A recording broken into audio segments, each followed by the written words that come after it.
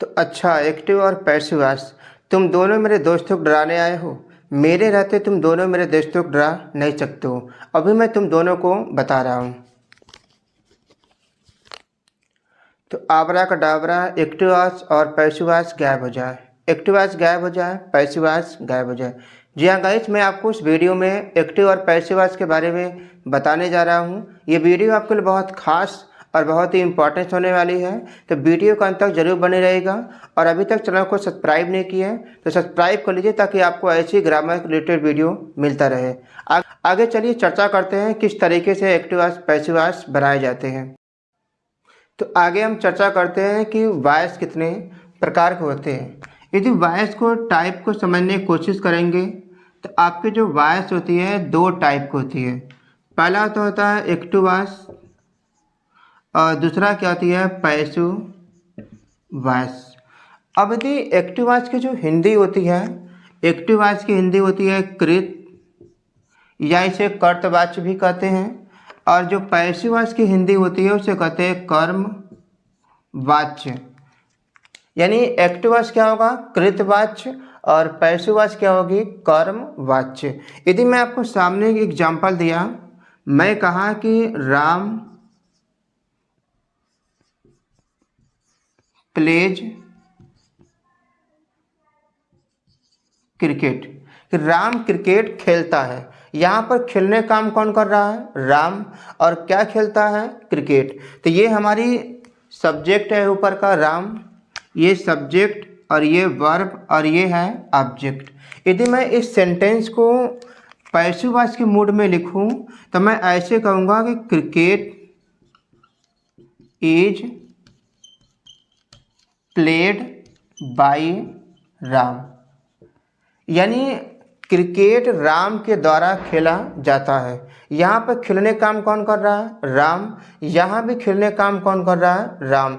इसका मतलब कि दोनों सेंटेंस में कार्य को करने वाला सब कर्ता कौन है, राम। बस बदल गया है कि मैं सेंटेंस को क्या कर दिया हूँ, बिल्कुल बदल दिया हूँ। जहाँ पर सब्जेक्ट था वहाँ पर ऑब्जेक्ट कर दिया, जहाँ पर ऑब्जेक्ट था वहाँ पर क्या कर दिया, सब्जेक्ट। तो ये होती है एक्टिव और पैसिव वॉइस। ऊपर का आपका एक्टिव वॉइस है और नीचे की पैसिव वॉइस। तो आगे हम चर्चा करते हैं कि एक्टिव और पैसिव वॉइस किस तरीके से बनाई जाती है। तो आगे हम चर्चा करते हैं एक्टिव वॉइस और पैसिव वॉइस किसे कहते हैं। तो पहले हम चर्चा करेंगे कि एक्टिव वॉइस की जो डिफिनेशन होती है, इन active voice the subject perform the action of the work. यानी जिस सेंटेंस में कर्ता किसी कार्य को स्वयं करता हो तो वो सेंटेंस कहलाती है एक्टिव वॉइस। यानी ऐसा कोई भी सेंटेंस हो जिस सेंटेंस में subject perform the action of verb. यानी जिस वाक्य में कर्ता किसी कार्य को स्वयं करता हो वही सेंटेंस आपकी कहलाएगी एक्टिव वॉइस। अब मैंने आपके सामने एग्जाम्पल दिया हूँ। एग्जाम्पल मैंने कहा कि Ram pledge cricket, Ram cricket खेलता है। अब यहाँ भी जो प्ले एक्शन हो रहा है उस एक्शन को कौन कर रहा है, राम। यानी एक्टिव वॉइस कब कहलाएगी, जब कर्ता किसी कार्य को स्वयं करता हो। तो यहाँ पर जो प्ले यानी एक्शन काम हो रहा है, यानी कार्य करने का, और राम क्या कर रहा है, उस खेलने को खुद कर रहा है। राम प्लेज क्रिकेट यानी राम क्रिकेट खेलता है। तो यहाँ पर जो खेलने का काम कौन कर रहा है, राम। तो ये पूरी सेंटेंस क्या कहलाएगा, एक्टिव वॉइस। याद रखिएगा कि जब किसी वाक्य में कर्ता किसी कार्य को स्वयं करता हो तो वो सेंटेंस कहलाती है हमारी एक्टिव वॉइस। आगे चर्चा करते हैं हम पैसिव वॉइस। पैसिव वॉइस क्या होता है, in passive voice the subject receive the action of the work. यहाँ पर सब्जेक्ट का मतलब है आपका डूअर, डूअर। और डूअर मीन्स क्या होती है, करता है। तो आप चाहे डूअर करिए चाहे सब्जेक्ट, दोनों का मतलब क्या है, एक होती है। यहाँ पे जो सब्जेक्ट उसका मतलब क्या है, डूअर। इसको हम ऐसे पढ़ते हैं डू अर। तो पैसिव वॉइस कब कहलाएगा, in passive voice the subject receive the action of work. यहाँ पर रिसीव का मतलब होता है कि किसी के ऊपर काम किया जाए। तो पैसिव वॉइस में कर्ता पर जब कोई कार्य किया जाता है तो वो कहलाती है पैसिव वॉइस। यानी जिस सेंटेंस में कर्ता पर कोई कार्य किया जाए या कर्ता उस कार्य को खुद ना करता हो तो वो हमारी सेंटेंस कहलाती है पैसिव वॉइस। मैंने आपके सामने एग्जांपल इसी सेंटेंस को पैसिव वॉइस में कन्वर्ट किया हूँ। मैंने कहा कि cricket is played by Ram. इसका मतलब कि क्रिकेट को राम के द्वारा खेला जाता है। क्रिकेट को राम के द्वारा खेला जाता है, यानी इस क्रिकेट पर काम किया जा रहा है। इसका मतलब कि कर्ता पर जब कोई कार्य किया जाए, यहाँ पर सब्जेक्ट कौन है? क्रिकेट। तो इस क्रिकेट पे खेलने का काम किया जा रहा है, इसलिए पूरी सेंटेंस कहलाएगा पैसिव वॉइस। याद रखिएगा, किसी भी वाक्य में जब कर्ता किसी कार्य को स्वयं करे तो वहाँ पर वो कहलाएगा एक्टिव वॉइस। कर्ता पर जब किसी कार्य को किया जाए तो हमारी कहलाती है पैसिव वॉइस। आगे हम चर्चा करते हैं कि कितने प्रकार के सेंटेंस की पैसिव वॉइस बनाई जाती है। अब मैं आपको आगे बताऊंगा किस प्रकार के सेंटेंस की पैसिव वॉइस बना सकते हैं। जब भी आप पैसिव बनाएंगे तो सबसे पहले वो वाक्य किसी टेंस का होना चाहिए, या कोई मॉडल वर्ब हो तो उसकी भी पैसिव बना सकते हैं। मॉडल वर्ब का मतलब होता है कि मे, माइट, कैन, कुड, ये सब आपके हो। किसी इम्परेटिव सेंटेंस की पैसिव वॉइस बन सकती है, लेट की पैसिव आप बना सकते हैं, और किसी इन्फिनेटिव का मतलब होता है कि किसी वर्ब की मेन फॉर्म से पहले क्या लगा दीजिए? टू। तो जब भी आप पैसिव बनाएंगे तो वह सेंटेंस या तो किसी टेंस का होगा, या किसी मॉडल वर्ब का होगा, या किसी इम्परेटिव सेंटेंस का होगा, या लेट का कोई नियम होगा, या किसी इन्फिनेटिव का कोई नियम हो। तो ऐसी सेंटेंस की पैसिव वॉइस बनाई जा सकती है। आगे हम चर्चा करते हैं कि पैसिव वॉइस किस तरीके से बनाते हैं। तो आगे हम चर्चा करते हैं कि पैसिव वॉइस बनाने के क्या नियम होते हैं।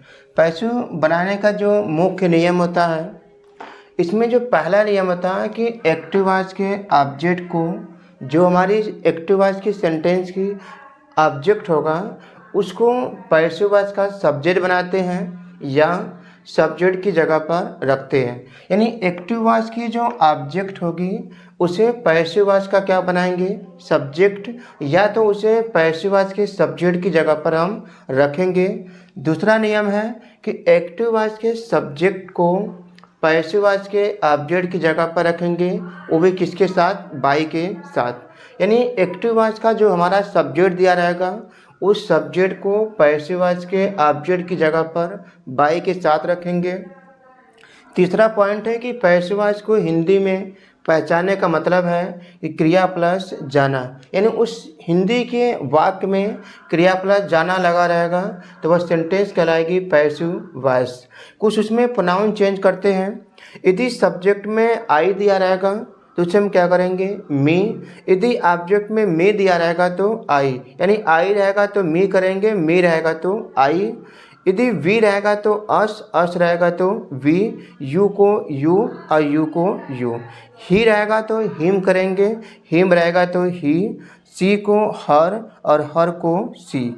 इट को इट रहेगा, और दे हो तो दे को देम और देम को क्या करेंगे? दे। और किसी का नाम हो तो उसमें कोई परिवर्तन नहीं करना, जो नाम दिया रहेगा उस तरीके से लिखेंगे। अब मैंने आपके सामने एग्जाम्पल दिया हूँ। मैं कहा कि आई टीच हिम, मैं उसे पढ़ाता हूँ। यदि इस सेंटेंस को बनाएंगे पैसिव वॉइस, तो पैसिव बनाने के लिए हमें पहले क्या करना है कि जो एक्टिव वॉइस के ऑब्जेक्ट है, तो यहाँ पर ये सेंटेंस में ये सब्जेक्ट है, ये वर्ब है, और ये क्या है? ऑब्जेक्ट। तो उस एक्टिव वॉइस के ऑब्जेक्ट को, जो ऑब्जेक्ट है उसे पैसिव वॉइस का क्या बनाते हैं? सब्जेक्ट। तो यहाँ पर इस ऑब्जेक्ट को उठाकर यहाँ लाएंगे। चूँकि यहाँ पर हिम दिया है तो हिम को क्या करेंगे? ही।